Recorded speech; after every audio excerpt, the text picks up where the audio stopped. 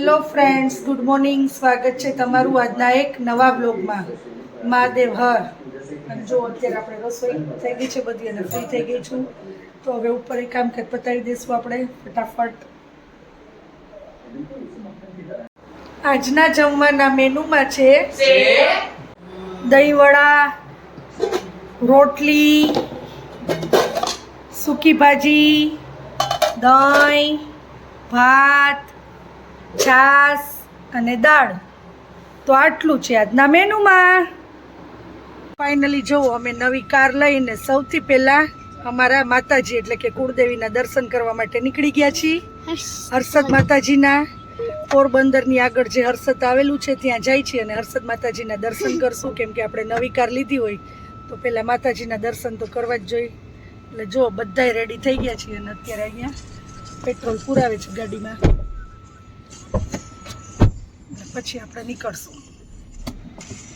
અહીંયા પપ્પા બેસી ગયા છે અને અહીંયા જિગ્નેશ ગાડી ચલાવે છે. જો અમે રસ્તા ઉપરથી નીકળી છે ને ત્યાં ડુંગર દેખાય છે અને આ કહેવાય છે કે આ ડુંગર છે એ બરડો ડુંગર છે.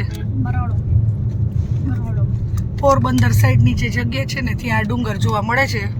હાવ નજીક છે જો પણ કેટલો સરસ નજારો છે અને અમારથી હાવ નજીક છે. અને આજુબાજુ આસપાસમાં તો લગભગ ખેતર જ જોવા મળે બધાય.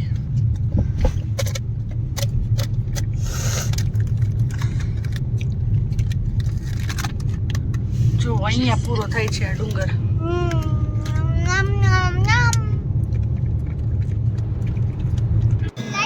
તો અમે હર્ષદ પહોંચી ગયા છીએ અને જો અત્યારે આરતી ચાલુ જ છે, તો આપણે અત્યારે આરતી કરી લેશું, પછી ઉપર દર્શન કરવા માટે જઈશું.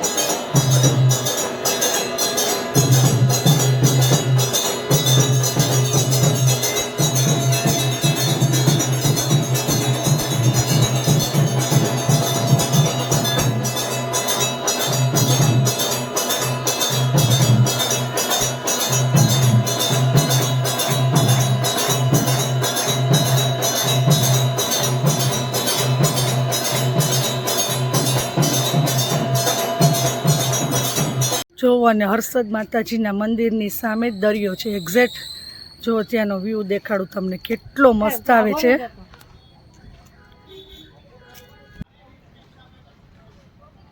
અને જો આવતીકાલે પૂનમ છે તો ચાંદાનો વ્યૂ પણ બહુ મસ્ત આવે છે.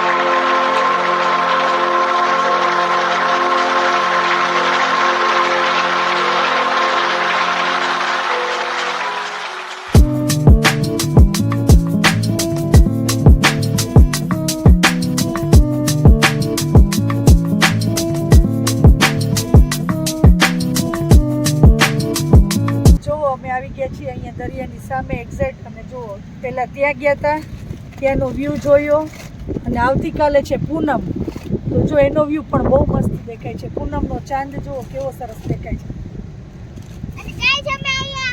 અને હવે જુઓ બધાય ગાડીની અંદર આવીને બેસી ગયા છીએ, અહીંયા બેઠા છીએ અને બહુ મસ્ત પવન આવે છે અને આમ દરિયાનો નજારો જોવાની પણ બહુ મજા આવે છે. અને જુઓ હવે બધા નાસ્તો કરશે.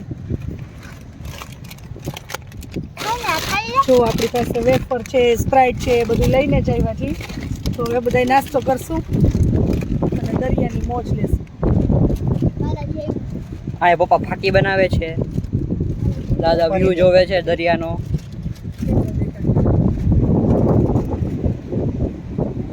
અત્યારે દરિયો નહીં દેખાતો હોય કારણ કે અત્યારે અંધારું બહુ. આપણે ગાડી અહીંયા સામે જ રાખી છે.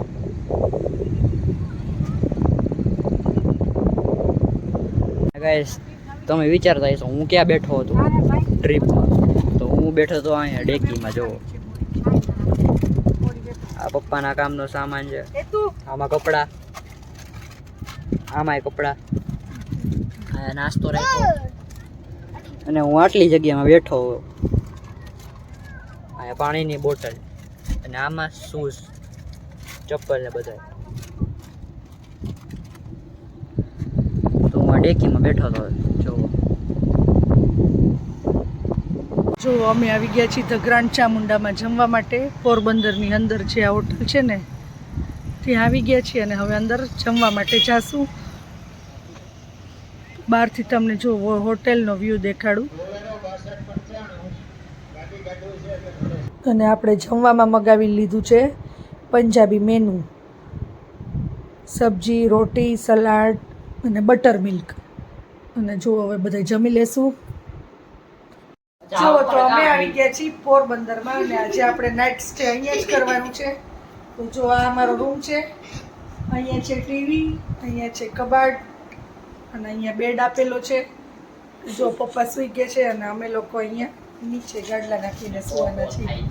જો હું વાની અને હેતુ છે એ પપ્પાની બાજુ અને જો મમ્મી અહીંયા સૂઈ ગયા છે અને સામે છે એ ટોયલેટ બાથરૂમ છે. અહીંયા એસી પણ આપેલું છે અને અહીંયા ટેબલ છે અને એ તો જો ચેર ઉપર અત્યારે બેસી ગયો છે.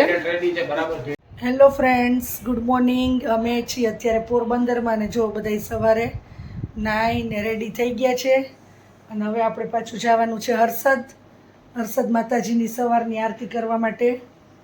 તો જો અત્યારે બધા રેડી થઈને હમણાં અમે નીકળી છીએ.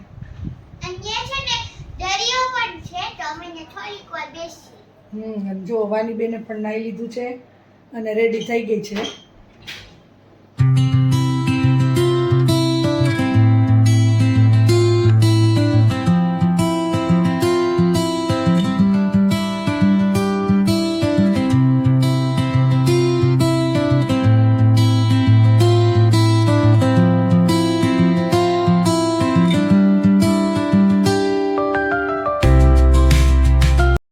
આ છે શ્રી હરસિદ્ધિ માતાજીનું મંદિર મિલનપુર મિયાણીમાં, જે હર્ષદમાં છે ને એવું જ છે અને પણ આ જૂનું મંદિર છે. જુઓ અને અહીંયા એમ કહેવાતું કે અહીંયા હરસિદ્ધિમાં છે ને રાસ લેવા માટે અહીંયા આવતા.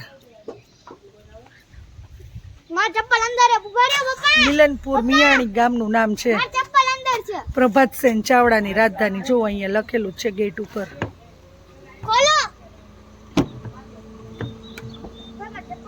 હવે જો તમને એની અંદરનો વ્યૂ દેખાડું છું, માતાજીની મંદિરનું અંદરનો. જે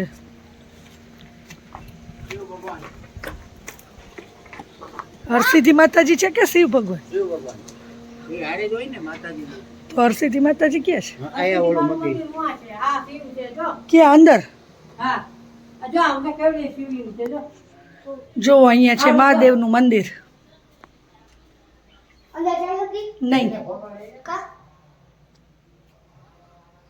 તો આ છે હરસિદ્ધિ માતાજીનું મંદિર.